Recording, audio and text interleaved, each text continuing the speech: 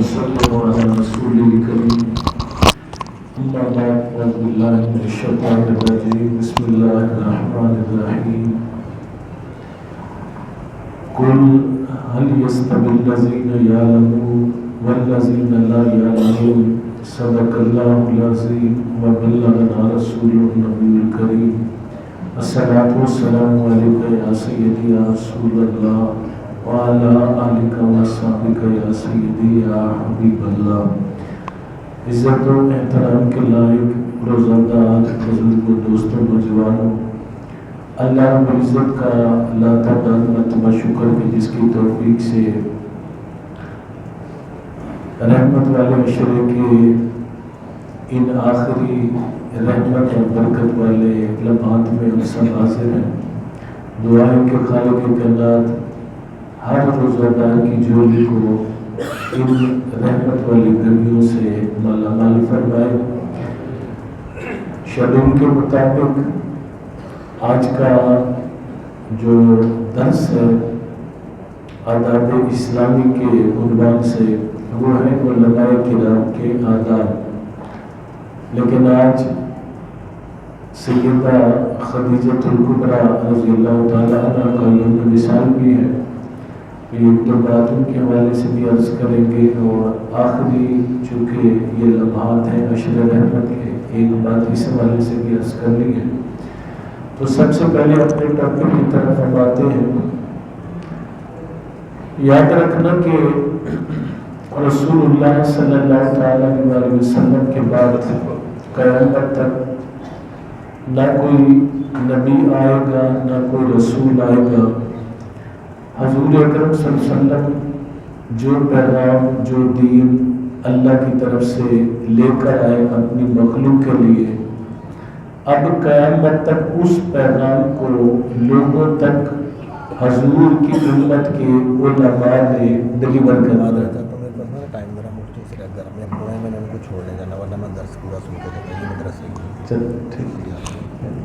بسم اللہ. تو میں عرض کر رہا تھا کہ حضور صلی اللہ علیہ وسلم جو پیغام لے کر آئے اب قیامت تک یہ پیغام حضور کی امت کے علماء نے ڈلیور کرنا ہے. علماء ہر دور میں معاشرے کا اہم ترین حصہ رہے ہیں اور یہ ہر دور کی ضرورت ہے، قیامت تک رہیں گے. حتیٰ کہ ایک حدیث مبارکہ میں آتا ہے کہ اہل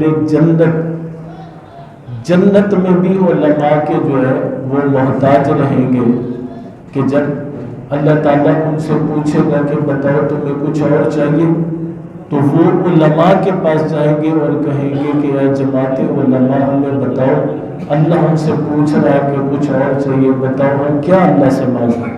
تو علماء ان کو بتائیں گے کہ تم اللہ سے یہ عرض کرو یا باری تعالیٰ ہم نے تیری نعمتیں تو لے لی، اب اپنے حسن کا دیدار ہمیں کر دے. ٹھیک ہے. تو علماء اب دور میں اہم ترین حصہ ہے.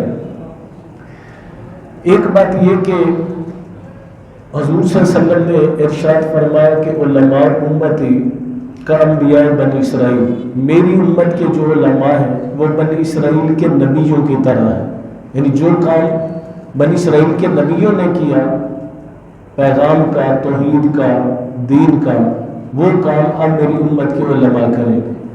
حضور نے فرمایا من صلی خلف عالم من امتی کانما صلی خلف نبی من بنی اسرائیل. حضور فرماتے ہیں کہ جو شخص میری امت کے عالم کے پیچھے نماز پڑھے وہ یوں سمجھے کہ اس نے بنی اسرائیل کے نبی کے پیچھے نماز پڑھی ہے. ٹھیک ہے نا.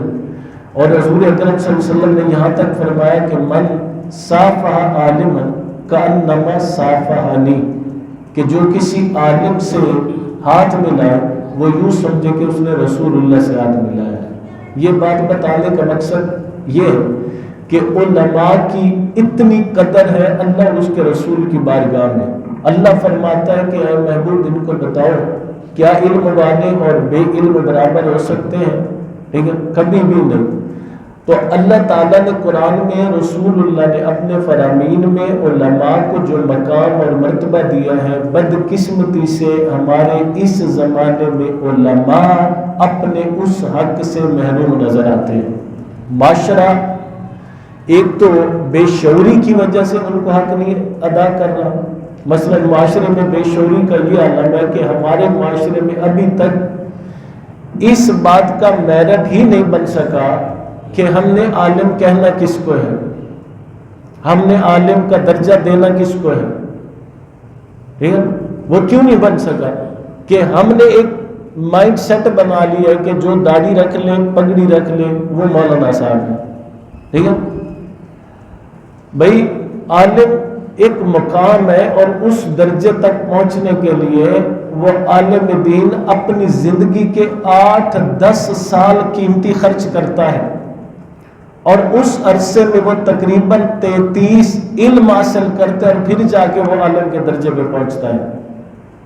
یہ ہمیں پہچان کرنی پڑے گی کہ ایک صرف ناظرہ پڑا ہوا ہے اور اس نے داڑھی اور پگڑی رکھ لی، ایک صرف حافظ بنا ہوا ہے اس نے داڑھی اور پگڑی رکھ لی، ایک بندہ 2-3 سال پڑھتا ہے داڑھی پگڑی رکھ لی، ایک بندہ مدرسے میں ایک دن بھی نہیں جاتا، وہ 2-4 نعتیں تقریریں یاد کر کے وہ بھی سٹیج پہ بیٹھ جاتا ہے، ٹھیک ہے؟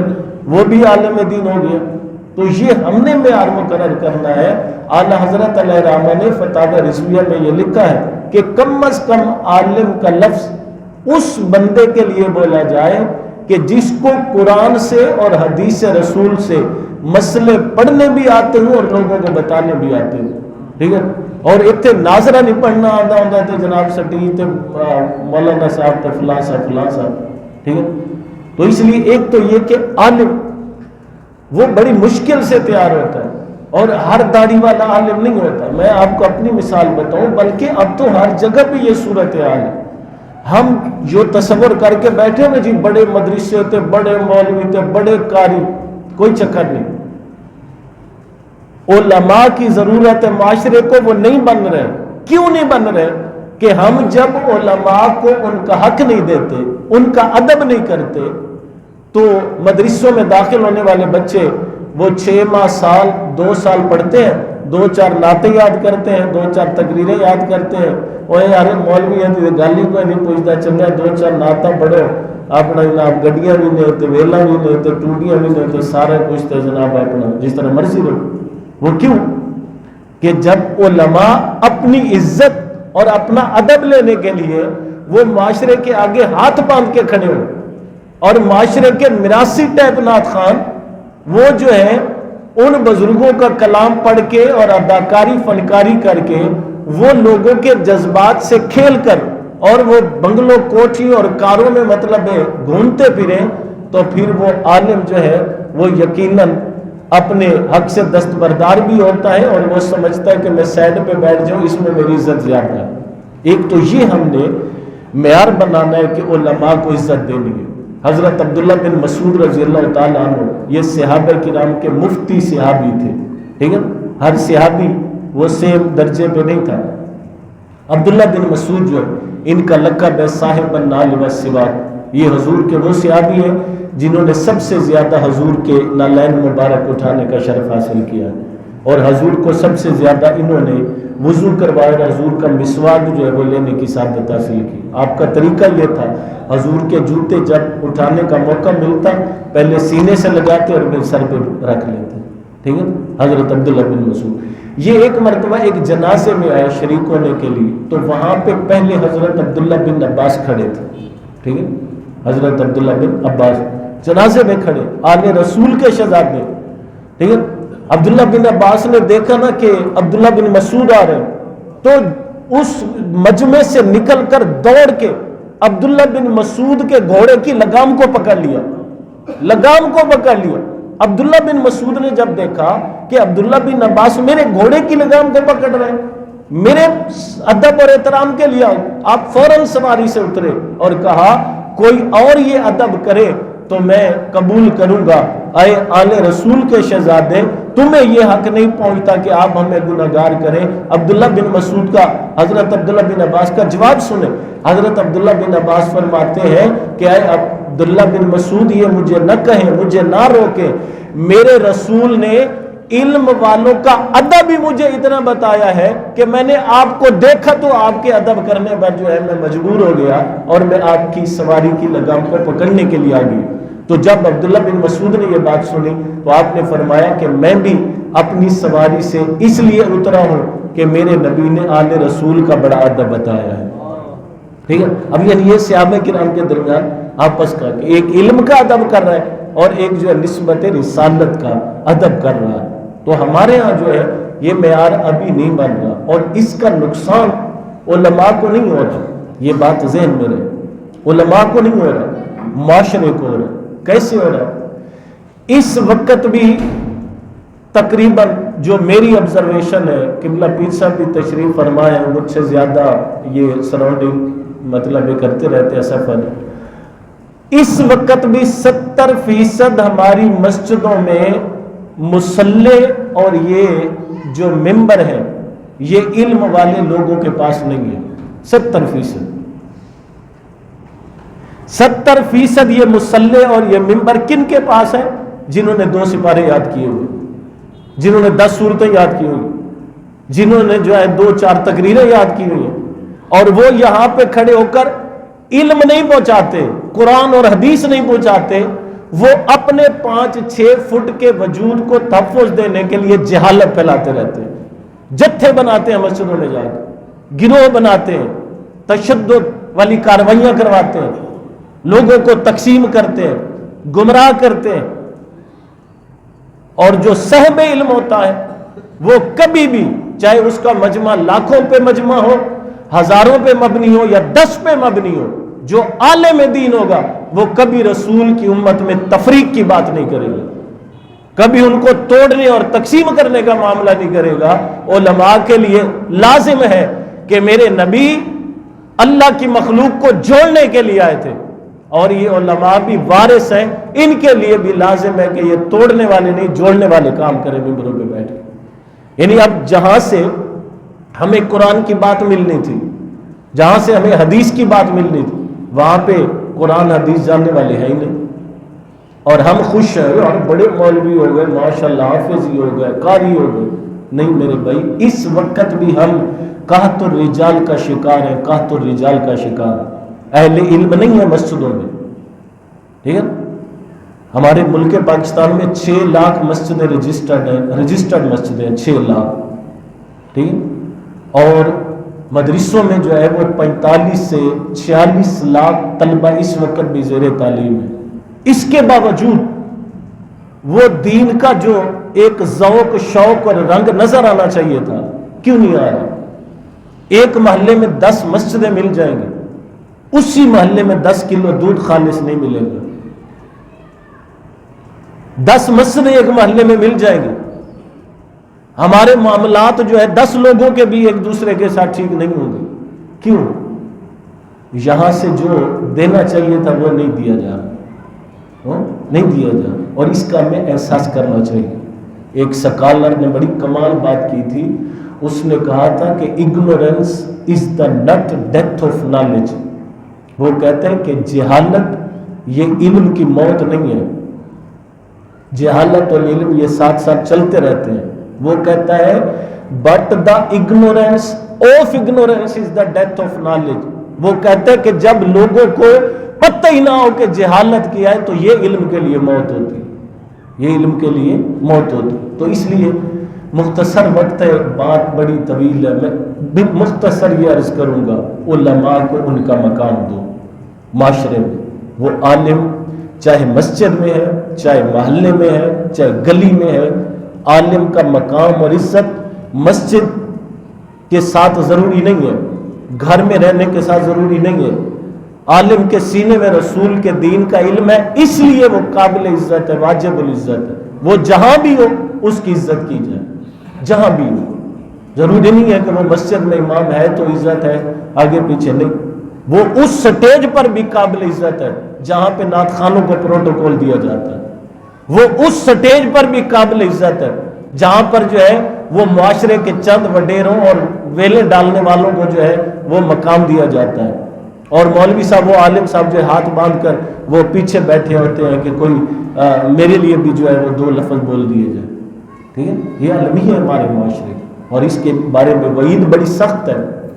حضور صلی اللہ علیہ وسلم فرماتے ہیں من اہان العالم فقط اہان العلم، کہ جو بندہ عالم کی تذلیل کرتا ہے، اس کو رسوا کرتا ہے، اس کی بے قدری کرتا ہے، حضور فرماتے ہیں فقط اہان العلم، وہ یہ سمجھے کہ اس نے علم کی بے قدری کی ہے۔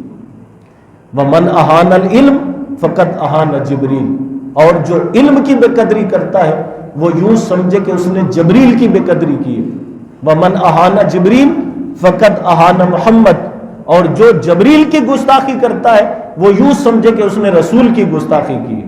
ومن اہان الرسول فقط اہان اللہ، ومن اہان اللہ فقط اہان اللہ فی الدنیا والآخرہ، اور جو رسول کی رسوائی کرتا ہے، رسول کی بے ادبی کرتا ہے، وہ یوں سمجھے کہ اس نے اللہ کی بے ادبی کی ہے، اور جو اللہ کا بے ادب ہوتا ہے اللہ اس کو دنیا میں بھی ذلیل کرتا ہے اور مرنے کے بعد بھی ذلیل کرتا ہے۔ یعنی عالم وہ 5-6 فٹ کا وجود نہیں ہوتا، بلکہ اس کے سینے میں جو علم ہوتا ہے اس علم کی نسبت ہے جبریل کے ساتھ، اس علم کی نسبت ہے رسول کے ساتھ، اس علم کی نسبت ہے اللہ کے ساتھ۔ اس نسبت کا ادب و احترام جو ہے وہ معاشرے کے لیے ضروری ہوتا ہے کہ اس کو مقام دیا جائے، اور جب ہم مقام نہیں دیں گے تو ہم آنے والے معاشرے سے یہ امید نہیں رکھ سکتے۔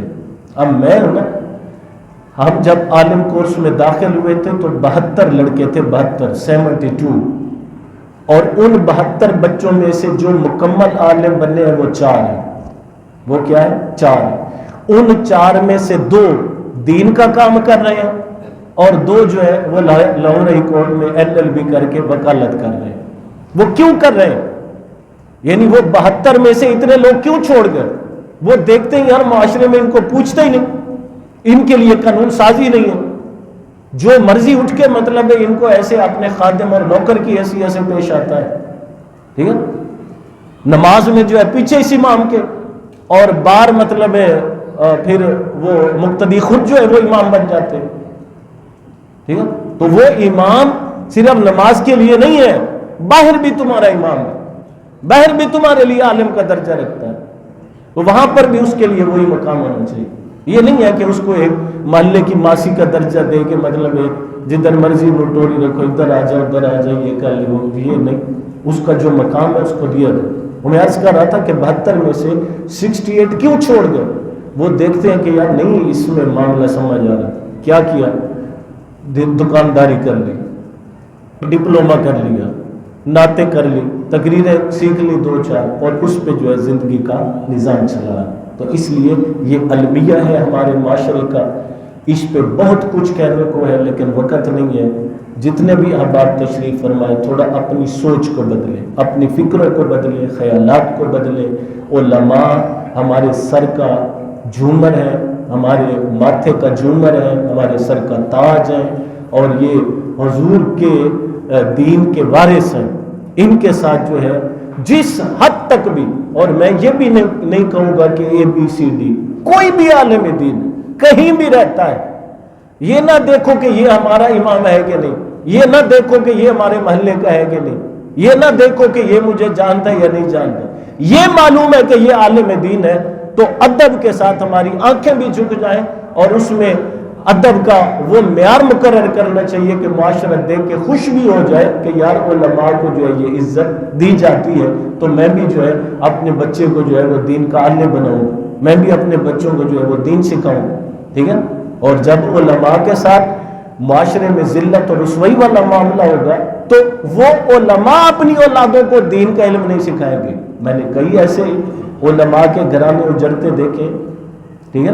عالم دین ہے باپ، ٹھیک ہے، اور بیٹا ناظرہ بھی نہیں پڑھ سکتا، باپ عالم دین ہے، بیٹے کو نماز نہیں آتی، انجینئرنگ بڑا کمال کا ہے، ڈپلومہ بڑے کمال کا ہے، تو پوچھا تو بتایا کہ حضرت ہمیں پتہ ہی مسیطاں دے وچ جو حال ہوندے میں انہاں نوں مستقبل انہاں دا خراب کر کے میں اپنی قبر وچ ضرور تکلیف لینی، ٹھیک ہے؟ یہ میں صورت ہے۔ تو اس لیے ہمیں اس بات پہ سوچنا چاہیے، اللہ تعالیٰ ہمیں علماء کا ادب کرنے کی اور ان کی سنگت میت میں رہنے کی توفیق عطا فرمائے۔ باقی آج آخری یہ روزہ 10واں عشر رحمت کا، ان گھڑیوں کو اپنے لیے قیمتی بنائیں، اس کے بعد پھر مغفرت والی گھڑیاں شروع ہو جائیں گی۔ اور یہ اللہ تعالیٰ نے ایسا انداز اپنا رکھا ہے کہ اگر ان 10 دنوں میں کوئی غلطی کوتاہی ہو گئی تو اگلے 10 دنوں میں معافی مانگ کے اللہ کی رحمت کو اپنی طرف متوجہ کر لے۔ اور تیسری کہ حضرت سیدہ خدیجۃ الکبریٰ، ان کے حوالے سے میں انشاءاللہ شاید کل کے جمعے میں کچھ عرض کروں، تو بہرحال وہ خاتون دین کی محسنہ ہیں، حضور صلی اللہ علیہ وسلم کے وفا شعار ہیں، اور آپ ہی کی وجہ سے اللہ تعالیٰ نے دین کو یہ ترقی عطا فرمائی۔ سرکار علیہ الصلوۃ والسلام بے حد پیار کرتے تھے، اور پیار کا یہ عالم تھا کہ حضور صلی اللہ علیہ وسلم جو ہے مدینہ شریف چلے گئے تو وہاں پر حضرت خدیجہ کی جو سہیلیاں ہجرت کر کے گئیں، تو آقا کریم صلی اللہ علیہ وسلم نے حضرت خدیجۃ الکبریٰ کا ایک عمل مدینہ میں جاری رکھا کہ جب حضرت خدیجہ مکہ میں روٹین سے ہٹ کر کچھ بناتی تو اپنی سہیلیوں کو دیتی، تو یہ عمل پھر حضور نے مدینہ میں بھی جاری رکھا۔ تو حضرت اماں عائشہ نے پوچھا یا رسول اللہ، اب تو خدیجہ چلی گئی ہیں، وہ جنت المعلیٰ میں رہ گئی ہیں، مکہ میں رہ گئی ہیں، اور آپ پھر بھی ان کی محبت میں یہ باتیں کرتے رہتے ہیں؟ تو آقا کریم نے فرمایا ہاں، کہ ان کی سہیلیوں کے ساتھ وہ تعلق جو حضرت خدیجہ نے نبھایا میں یہاں پہ نبھاتا ہوں، میری خدیجہ کی روح قبر میں خوش ہوتی ہے۔ ٹھیک ہے، تو اس لیے حضور صلی اللہ علیہ وسلم نے ایک بیوی کے ساتھ حق کی ادائیگی کا اور پیار کر کے یہ بتلا دیا کہ میاں بیوی کے ساتھ کیسا رشتہ ہونا ہے، اور سیدہ خدیجۃ الکبریٰ نے ایک وفا شعار کا رشتہ نبھا کر یہ بتا دیا کہ ایک جو ہے وفا شعار بیوی کیسی ہوتی ہے۔ اللہ ہمارے سب موصلین کے درجے بلند فرمائے۔ اللہم صلی علی سیدنا و مولانا محمد عدد ما فی الملہ اصلاۃ دائمۃ بدعاء ملک اللہ۔ اللہم ربنا آتنا فی الدنیا حسنۃ وفی الآخرۃ حسنۃ یا حی یا قیوم برحمتک نستغیث لا تکلنا الی انفسنا طرفۃ عین واصلح لنا شؤوننا کلها ربنا تقبل منا هذه الصلاة العصر ودرس القرآن مع جميع الحاضرين وصلی اللہ تعالی علی خیر خلقہ محمد۔